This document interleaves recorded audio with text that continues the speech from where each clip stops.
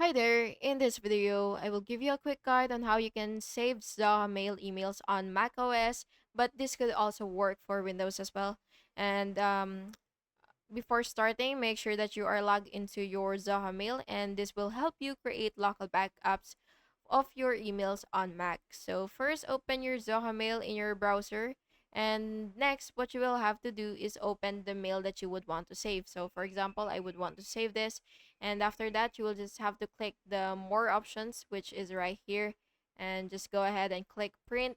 And then what you will have to do is click print again and save and make sure that the destination is save as PDF. And then next is you will just have to choose save, and then what you will have to do is choose the file location, and you will just have to click save again and verify that the PDF contains the full email content. And that's basically just it. Thank you so much for watching this video, and I really hope it was helpful for you. And if it was, please make sure to like and subscribe for more videos like this. Thank you and have an awesome day.